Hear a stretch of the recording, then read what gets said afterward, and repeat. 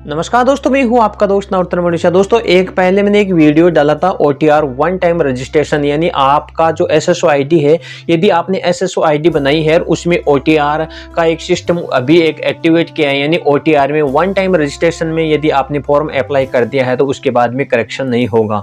पहले भी मैंने एक वीडियो बनाई है, लेकिन कई जो कैंडिडेट है, कई मेरे सब्सक्राइबर है, वो एक ही मैसेज कर रहे हैं कि हमने OTR में गलती कर दिया है, तो क्या हम SSO ID डिलीट करने के बाद में OTR में चेंज कर सकते हैं। दोस्तों आपको मैं बता देना चाहता हूं, यदि आपने OTR में यदि आपने एक बार रॉन्ग जो डिटेल्स उसमें सबमिट कर दी है तो दोबारा आप OTR में करेक्शन नहीं कर पाएंगे। कई कैंडिडेट SSO ID डिलीट करने के बाद में नई जो SSO ID बनाने के बाद में जो OTR सिस्टम उसमें वो एक्टिवेट करना चाहते हैं, लेकिन उसमें already Jan Aadhaar card update, already mobile number registered उसमें आता है। तो आपको मैं बता देना चाहता हूँ, यदि आपने OTR यदि आपने गलत कर दिया है तो आपका दूसरा फॉर्म है उसमें OTR करेक्शन नहीं होगा।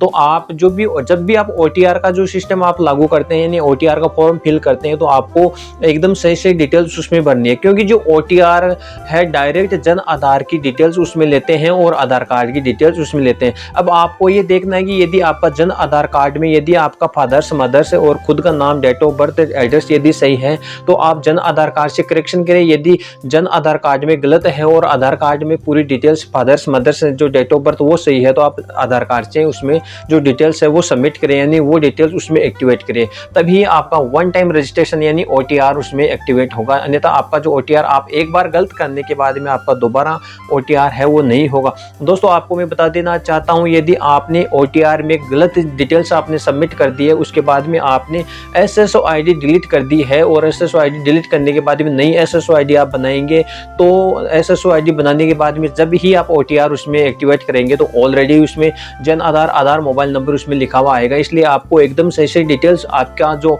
OTR जो सिस्टम है वन टाइम रजिस्ट्रेशन है उसमें आपको एकदम सही डिटेल्स उसमें सबमिट करनी है, ताकि आपकी जो डिटेल्स है mothers fathers, candidate name, date of birth, address वगैरह जो भी मेल फीमेल जो भी मतलब लिंग है वो उसमें एकदम सही आप फिल कर सके। दोस्तों आपको मैं बता देना चाहता हूँ, यदि वन टाइम रजिस्ट्रेशन में यदि आपने गलती कर दी है तो दोबारा वन टाइम रजिस्ट्रेशन में करेक्शन नहीं होगा। अभी तक कोई भी नोटिफिकेशन राजस्थान सरकार का नहीं है कि आप उसमें करेक्शन कर पाएंगे। इसलिए आप जब भी OTR यानी वन टाइम रजिस्ट्रेशन यदि आप उसमें फिल करना चाहेंगे, सबमिट करना चाहेंगे, उसमें करेक्शन करना चाहेंगे, तो आपको एकदम सही डिटेल्स उसमें आपको सबमिट करनी है। तो आपको मैं बता देना चाहता हूँ, आपको मैंने पहले भी उसी वीडियो में ये बताया था कि OTR एक ही बार होता है, दोबारा नहीं होता। चाहे आप SSO ID 5 बना लो, 20, 30, 50 कितने भी बना लो, लेकिन आपका OTR का उसमें सिस्टम नहीं होगा। इसलिए आपको मैं बता देना चाहता हूँ, आपकी वन टाइम रजिस्ट्रेशन में आपका जो फॉर्म आपने फिल किया वो एकदम डिटेल्स एकदम सही होनी चाहिए, उसके बाद में ही आपका फॉर्म सही होगा, अन्यथा आपका फॉर्म सही नहीं हुआ। क्योंकि अब जो नई सरकार आएगी,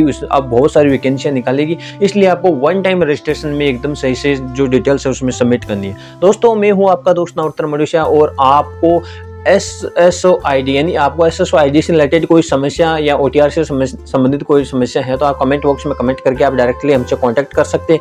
आप हमारे WhatsApp नंबर से भी आप जुड़ सकते हैं। दोस्तों मैं हूं आपका दोस्त नवरत्न मनीषा। आप इस वीडियो को आप यदि फेसबुक पर देख रहे हैं तो आप हमें फॉलो कीजिए, यदि आप यूट्यूब पे देख रहे हैं सब्सक्राइब करना ना भूलिए। जय हिंद, जय भारत।